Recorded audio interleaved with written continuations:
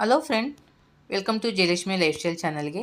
ಇವತ್ತು ಬೆಳಗ್ಗೆ ಎದ್ದು ದೋಸೆಗೆಲ್ಲ ರೆಡಿ ಮಾಡಿ ಇಟ್ಕೊಂಡಿದ್ದೆ. ಸರಿ ಏನು ಮಾಡೋದಪ್ಪ ಅಂಥೇಳಿ ಅನ್ಕೊತಾ ಇದ್ದೆ. ಅಷ್ಟೊತ್ತಿಗೆ ಸುವಾಸ ಹೇಳ್ದೆ, ಅಮ್ಮ ರೈಸ್ ಐಟಮ್ಸ್ ನನಗೆ ಕ್ಯಾರಿಯರ್ಗೆ ಹಾಕಮ್ಮ ಅಂತ ಅಂದ. ಸರಿ ಹಾಗಾದರೆ ಏನು ಮಾಡೋದು ಅಂತ ಯೋಚನೆ ಮಾಡ್ತಿದ್ದೆ. ಫ್ರಿಜ್ಜಲ್ಲಿ ಮಶ್ರೂಮ್ ಇತ್ತು. ಸರಿ ಇರು ಮಶ್ರೂಮ್ದೇ ಮಾಡಿಬಿಡೋಣ, ಅವನಿಗೆ ಕ್ಯಾರಿಯರ್ಗೆ ಆಗೋಷ್ಟು ಅಂತ ಹೇಳ್ಬಿಟ್ಟು ನಾನು ಅನ್ನಕ್ಕೆ ಇಟ್ಕೊಂಡೆ. ಅನ್ನನ ಏನಕ್ಕೆ ಬೇರೆ ತೆಗ್ದಿಟ್ಟಿದ್ದೀನಿ ಅಂದರೆ, ಅನ್ನ ತುಂಬ ತಣ್ಣಗಾಗಬೇಕು. ಈ ಫ್ರೈಡ್ ರೈಸ್ಗೆಲ್ಲ ತುಂಬ ಅನ್ನ ತಣ್ಣಗೆ ಮಾಡಿದ್ರೆ ನಿಮಗೆ ಹೋಟೆಲಲ್ಲಿ ಮಾಡೋಷ್ಟೇ ಉಡುಗೆ ಚೆನ್ನಾಗಿ ಬರುತ್ತೆ. ಹಾಗಾಗಿ ನಾನೇನು ಮಾಡ್ತೀನಿ, ಅನ್ನ ಫಸ್ಟ್ ಮಾಡಿ ಒಂದು ಸ್ವಲ್ಪ ಹಾರೋದಕ್ಕೆ ಬೇರೆ ತೆಗೆದಿಟ್ಬಿಡ್ತೀನಿ. ಮಶ್ರೂಮ್ ಅಂತೂ ತುಂಬ ಚೆನ್ನಾಗಿತ್ತು. ಸರಿ ಅದು ನೋಡಿ ಎಷ್ಟು ದಪ್ಪಕ್ಕೆ ಚೆನ್ನಾಗಿದೆ. ನಾನು ಆಲ್ರೆಡಿ 2 ಸಲ ತೊಳ್ಕೊಂಡೆ ಅಷ್ಟೇ. ಅದನ್ನೇನು ಮತ್ತೆ ಇದು ಸಿಪ್ಪೆ ಅವೆಲ್ಲ ಮೇಲೆ ಕೈಯದು ತೆಗೆಯೋದೇ ಬೇಕಿಲ್ಲ, ಅಷ್ಟು ಚೆನ್ನಾಗಿತ್ತು. ಹಾಗಾಗಿ ಅದನ್ನೇ ಸ್ವಲ್ಪ ಸಣ್ಣಕ್ಕೆಲ್ಲ ಹಚ್ಕೊಂಡೆ. ಅದಕ್ಕೆ ಬೇಕಾಗಿರೋವಂಥ ಕ್ಯಾಪ್ಸಿಕಮ್ಮು, 1-2 ಹಸಿಮೆಣ್ಸಿನ್ಕಾಯಿ, ಸ್ವಲ್ಪ ಬೆಳ್ಳುಳ್ಳಿ, ಇದು ಈರುಳ್ಳಿ ಎಲ್ಲ ತೆಗೆದಿಟ್ಕೊಂಡೆ ನಾನು. ಶುಂಠಿ ಬೆಳ್ಳುಳ್ಳಿ ಪೇಸ್ಟ್ ಹಾಕಕ್ಕೆ ಹೋಗಬಾರ್ದು, ಯಾಕೆಂದರೆ ಎಲ್ಲ ಬಾಣಲೆಗೆ ಕಚ್ಕೊಂಡ್ಬಿಡುತ್ತೆ. ಅದಕ್ಕೇನು ಮಾಡಿದೆ, ನಾನು ಬರೀ ಬೆಳ್ಳುಳ್ಳಿನ ಸಣ್ಣಕ್ಕೆ ಹೆಚ್ಕೊಂಡ್ಬಿಟ್ಟೆ. ನೋಡಿ ಮಶ್ರೂಮ್ನು ಅಷ್ಟೇ ತೆಳುಗೆ ಹಚ್ಕೋದು, ನಿಮ್ಗೆ ಹೆಂಗೆ ಬೇಕೋ ಹಂಗೆ ಹಚ್ಕೋಬೋದು. ಅದೇ ತೆಳ್ಳಗೆ ಹಚ್ಕೊಂಡ್ರೆ ತುಂಬ ಚೆನ್ನಾಗಿರತ್ತೆ. 4 ಭಾಗ ಮಾಡೋ ಬದಲು ರೌಂಡ್ ಥರ ಬರೋಂಗೆ ಹಚ್ಕೊಂಡ್ರೆ ಚೆನ್ನಾಗಿರುತ್ತೆ. ಅದು ಗಟ್ಟಿಯಾಗಂತೂ ಚೆನ್ನಾಗಿತ್ತು. ನೋಡಿ ಇದು 400 ಗ್ರಾಮ್, ಇದು 2 ಪ್ಯಾಕೆಟ್ ತೊಗೊಂಡಿದ್ದೆ. ಅದರಲ್ಲೂ ಸ್ವಲ್ಪ ನಾನು ಎತ್ತಿಟ್ಕೊಂಡೆ, ಯಾಕೆಂದರೆ ಜಾಸ್ತಿನೇ ಆಯಿತು. ನಾನು ಹೇಳಿದ್ನಲ್ಲ, ಬೆಳಗ್ಗೆಗೆ ದೋಸೆಗೆ ರೆಡಿ ಮಾಡ್ಕೊಂಡಿದ್ದೆ. ಇವತ್ತು ಬೆಳಗ್ಗೆ ದೋಸೆ ತಿನ್ಕೊಂಡು ಹೋದ ಸುವಾಸು.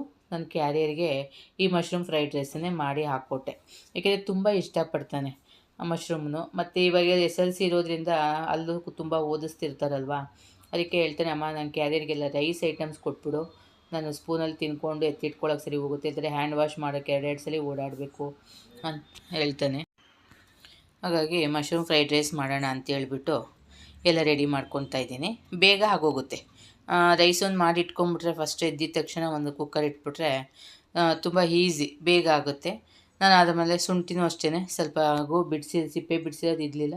ಸರಿ ಆಗಲಿ ಹಚ್ಕೊಳ್ಳೋಣ ಅಂಥೇಳಿ ಹಚ್ಕೊಂಡು ಏನೂ ಹಾಕೋಂಗಿಲ್ಲ. ಒಂದು ಕ್ಯಾಪ್ಸಿಕಮ್ಮು, ಈರುಳ್ಳಿ, ಹಸಿಮೆಣ್ಸಿನ್ಕಾಯಿ, ಬೆಳ್ಳುಳ್ಳಿ ಅಷ್ಟೇ ಸಾಕು. ಆಮೇಲೆ ಒಂಚೂರು ಒಗ್ಗರಣೆಗೆ ಹಾಕ್ಕೊಂಡ್ರೆ ನಿಮಗೆ 10 ನಿಮಿಷದಲ್ಲಿ ರೆಡಿ ಆಗೋಗ್ಬಿಡುತ್ತೆ ತಿಂಡಿ. ಹಾಗಾಗಿ ನೋಡಿ, ನನ್ನ ಚಾನಲ್ನ ಸ್ಕಿಪ್ ಮಾಡದೆ ನೋಡ್ತಾಯಿರಿ. ನಿಮಗಿಷ್ಟ ಆದರೆ ಒಂದು ಲೈಕ್ ಕೊಡಿ, ಮತ್ತು ಹೊಸಬ್ರು ಯಾರಾದರೂ ನೋಡ್ತಿದ್ರೆ ಸಬ್ಸ್ಕ್ರೈಬ್ ಮಾಡ್ಕೊಳ್ಳಿ. ಮತ್ತು ಇದ್ರ ಬಗ್ಗೆ ನಿಮ್ಗೆ ಏನು ಅನಿಸುತ್ತೆ ಅಂತೇಳಿ ತಿಳಿಸಿ. ತಕ್ಷಣ ಮಾಡ್ಕೊಳ್ಳೋ ಅಂಥದ್ದು ಇದು.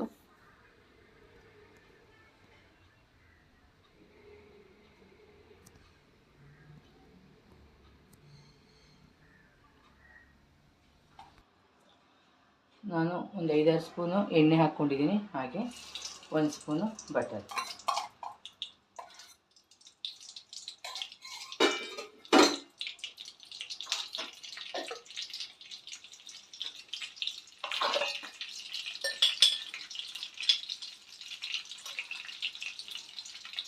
ಒಂದು ಅರ್ಧ ಸ್ಪೂನು ಜೀರಿಗೆ.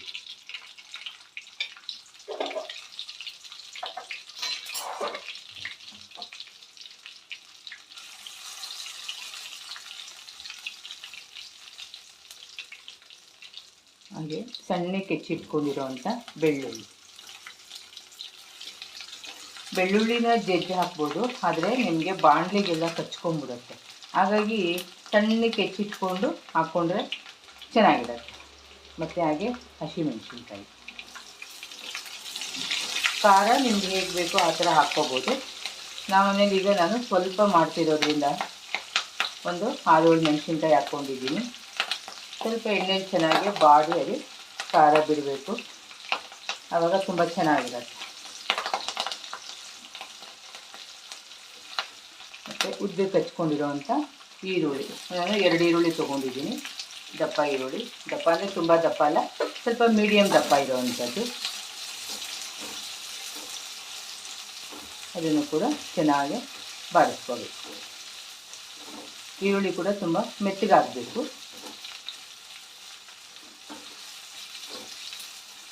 ತುಂಬಾ ಚೆನ್ನಾಗಿರುತ್ತೆ. ಕ್ಯಾರಿಯರ್ಗಂತೂ ತುಂಬ ಚೆನ್ನಾಗಿರುತ್ತೆ, ಮಕ್ಕಳಿಗಂತೂ ಸಖತ್ ಖುಷಿ ಆಗಿಬಿಡತ್ತೆ.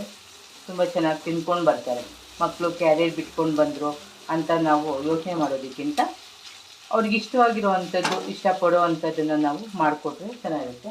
ಪಲಾವು ಬಿರಿಯಾನಿ ಅಂತಂದರೆ ಸ್ವಲ್ಪ ಕ್ಯಾರಿಯರ್ಗೆ ಸಣ್ಣ ಸಣ್ಣ ಮಕ್ಕಳಿಗೆಲ್ಲ ಸ್ಪೈಸಸ್ ಜಾಸ್ತಿ ಆಗಿ ಮಸಾಲೆ ಜಾಸ್ತಿ ಆಗಿ ತಿನ್ನೋಕ್ಕೆ ಇಷ್ಟಪಡಲ್ಲ. ಅದೇ ಈ ಥರ ಮಾಡಿಕೊಟ್ರೆ ತುಂಬ ಚೆನ್ನಾಗಿ ತಿನ್ಕೊಂಬತ್ತೆ. ಹಾಗೆ ನಾನು ಒಂದು ಕ್ಯಾಪ್ಸಿಕಮ್ ತೊಗೊಂಡಿದ್ದೀನಿ, ಅದನ್ನು ಕೂಡ ಚೆನ್ನಾಗಿ ಮೆತ್ತಗೆ ಮಾಡಿ. ಬೇಗ ಆಗೋಗುತ್ತೆ, ಏನೋ ಒಂದು ಗಂಟೆಗಟ್ಟಲೆ ಹಾಕಬೇಕು ಅಂತಿಲ್ಲ. ಆ ರೈಸ್ ಒಂದು ಮಾಡಿ ಸ್ವಲ್ಪ ಹಾರಕ್ಕೆ ಇಟ್ಕೊಂಡು ಬಿಟ್ಟಿದ್ರೆ ಇದಂತೂ ತಕ್ಷಣ ಒಗ್ಗರಣೆಗೆ ಹಾಕಿ ಹಾಗೇ ಕೊಡುವಂಥದ್ದು 10 ನಿಮಿಷದಲ್ಲಿ ಆಗೋಗುತ್ತೆ. ಏಕೆಂದರೆ ಇಲ್ಲಿ ಯಾವುದೇ ನಾವು ತರಕಾರಿ ಯೂಸ್ ಮಾಡ್ತಾಯಿಲ್ಲ. ತರಕಾರಿ ಯೂಸ್ ಮಾಡಿದ್ರೂ ಬೇಯೋಕ್ಕೆ ಟೈಮ್ ತೊಗೊಳುತ್ತೆ ಅಂತೀವಿ. ಆದರೆ ಇಲ್ಲಿ ತರಕಾರಿ ನಾವು ಯೂಸ್ ಮಾಡದೇ ಇರೋದ್ರಿಂದ ಕ್ಯಾಪ್ಸಿಕಮ್ ಆಗಲಿ ಈರುಳ್ಳಿ ಆಗಲಿ ತುಂಬ ಇದಾಗಬೇಕಾಗಿಲ್ಲ, ಬೇಯುವಂಥದ್ದು ಇರಬೇಕಿಲ್ಲ. ಸ್ವಲ್ಪ ಕ್ರಂಚಿಯಾಗಿ ಸಿಕ್ಕಿದ್ರೆ ಚೆನ್ನಾಗಿರುತ್ತೆ. ಹಾಗಾಗಿ ನಮಗೆ ಬೇಗ ಕೆಲಸ ಆಗುತ್ತೆ. ಹಾಗೆ ಮಶ್ರೂಮ್ ಕೂಡ ಹಾಕ್ಕೊಳ್ತೀನಿ. ನಾನಿಲ್ಲಿ 2 ಪ್ಯಾಕೆಟ್ ತೊಗೊಂಡಿದ್ದೆ ಮಶ್ರೂಮು. ಸ್ವಲ್ಪ ಪೆಪ್ಪರ್ ಮಶ್ರೂಮ್ ಮಾಡ್ಕೊಡೋಣ ಸೈಡ್ ಡಿಶ್ಗೆ ಅಂತ ಹೇಳ್ಬಿಟ್ಟು ಸ್ವಲ್ಪ ಹಾಕಿ ಒಂದು 300 ಗ್ರಾಮಷ್ಟು ಹಾಕ್ಕೊಳ್ತಾ ಇದ್ದೀನಿ.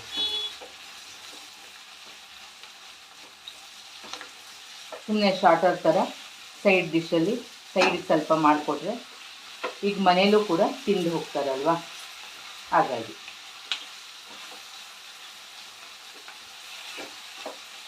ಸ್ವಲ್ಪ ಬೇಯಬೇಕು. ಇದು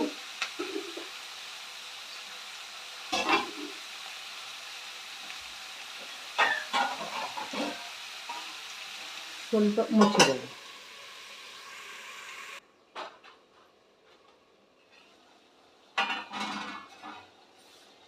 ಮಶ್ರೂಮು ಸ್ವಲ್ಪ ನೀರು ಬಿಟ್ಕೊಳ್ಳುತ್ತೆ, ಹಾಗಾಗಿ ನಾವು ನೀರಿನ ಹಾಗೆ ಹಾಕ್ಬೇಕಾದ್ದೇನಿಲ್ಲ. ಸ್ವಲ್ಪ 1 ನಿಮಿಷ ಮುಚ್ಚಿಟ್ರೆ ಎಲ್ಲ ನೀರು ಬಿಟ್ಕೊಳ್ಳುತ್ತೆ. ಆಮೇಲೆ ಸ್ವಲ್ಪ ಮುಚ್ಚಳ ತೆಗೆದು ನೀವು ತಿರುಗಿಸ್ತಾ ಇದ್ದರೆ ನೀರು ಕೂಡ ಡ್ರೈ ಆಗಿಬಿಡುತ್ತೆ. ಯಾಕೆಂದರೆ ಆ ನೀರು ಡ್ರೈ ಆಗಬೇಕಲ್ಲ, ಹಾಗೆ ಇರಬಾರ್ದು. ನೋಡಿ ಸ್ವಲ್ಪ ಹೇಗೆ ನೀರು ಬಿಟ್ಕೊಂಡಿದೆಯಲ್ಲ, ಸೆಂಟ್ರಲ್ಲಿ ನೋಡಿ ನೀರಿದೆ. ಇದೆಲ್ಲ ಇವಾಗ ಸಿಗಬೇಕು. ಈಗ ಮುಚ್ಚೋದು ಬೇಡ, ಹಾಗೆ ತಿರುಗಿಸ್ತಾ ಇದ್ದರೆ ಸಾಕು. ಏಕೆಂದರೆ ನೀರು ಹಾವಿ ಆಗಬೇಕಲ್ವ. ಎಲ್ಲ ಡ್ರೈ ಆದರೆ ನಮಗೆ ಫ್ರೈಡ್ ರೈಸ್ಗೆ ಚೆನ್ನಾಗಿರುತ್ತೆ. ನೀರು ಥರ ಇದ್ದರೆ ಚೆನ್ನಾಗಿರಲ್ಲ. ಸ್ವಲ್ಪ ಈಗ ಹೀಗೆ ತಿರುಗಿಸ್ಕೊಳ್ತಾ ಇರೋಣ ಇದನ್ನು.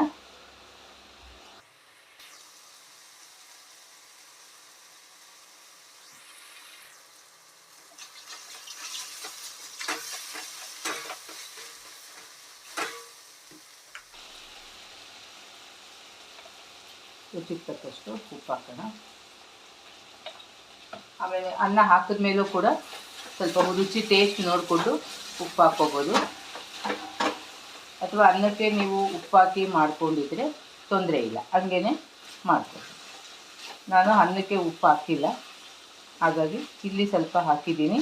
ಮತ್ತು ಮಿಕ್ಸ್ ಮಾಡಿದ್ಮೇಲೆ ನೋಡಿಕೊಂಡು ಇನ್ನೊಂದು ಸ್ವಲ್ಪ ಹಾಕ್ತೀನಿ. ಅನ್ನಕ್ಕೆ ಉಪ್ಪು ಹಾಕೋಕ್ಕೆ ಹೋಗಿಲ್ಲ.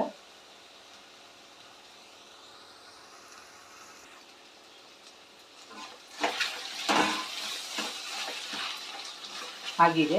ಈಗ ಇದಕ್ಕೆ ಅನ್ನ ಮಿಕ್ಸ್ ಮಾಡ್ಕೊಳ್ಳೋಣ. ಹಾಗೆಯೇ ಅನ್ನ ಮಾತ್ರ ತುಂಬ ತಣ್ಣಗಾಗಿರಬೇಕು. ಹುಡುಗೆ ತಣ್ಣಗಾಗಿದ್ದರೆ ತುಂಬ ಚೆನ್ನಾಗಿ ಬರುತ್ತೆ. ಹಾಗಾಗಿ ನೀವು ಫಸ್ಟೇ ಬೇಗ ಅನ್ನ ಮಾಡಿ ಸ್ವಲ್ಪ ಹಾರಕ್ಕೆ ಇಟ್ಬಿಡಬೇಕು.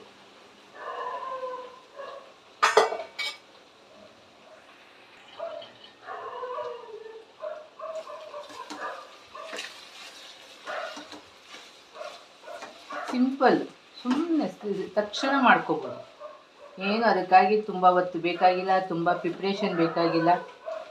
ಬೇಗ ಆಗುವಂಥದ್ದು ಮಶ್ರೂಮ್ ಫ್ರೈಡ್ ರೈಸ್.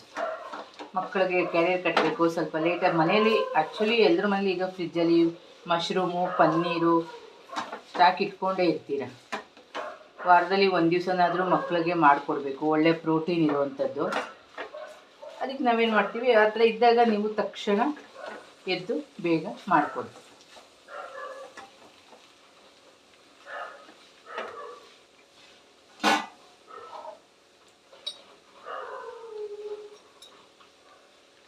ಇದಕ್ಕೆ ಸ್ವಲ್ಪ ನಾನು ಪೆಪ್ಪರ್ ಪುಡಿ ಹಾಕಿದ್ದೀನಿ. ತುಂಬ ಚೆನ್ನಾಗಿರುತ್ತೆ, ಪೆಪ್ಪರ್ ಹಾಕಿದ್ರೆ ಚೆನ್ನಾಗಿರುತ್ತೆ. ಮಕ್ಕಳಿಗೆಲ್ಲ ಸ್ವಲ್ಪ ಕಡಿಮೆ ಹಾಕ್ಬೋದು. ಹಾಗೆ ಸ್ವಲ್ಪ ಕೊತ್ತಂಬರಿ ಸೊಪ್ಪು. ಒಂದ್ಸರಿ ಮಿಕ್ಸ್ ಮಾಡಿ.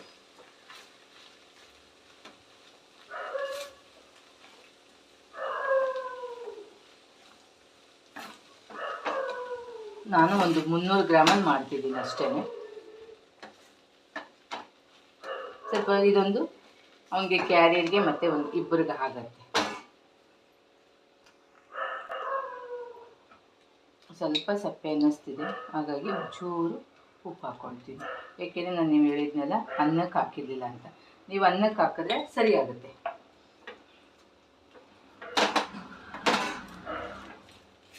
ಮಶ್ರೂಮ್ ಫ್ರೈಡ್ ರೈಸು ರೆಡಿ ಆಯಿತು.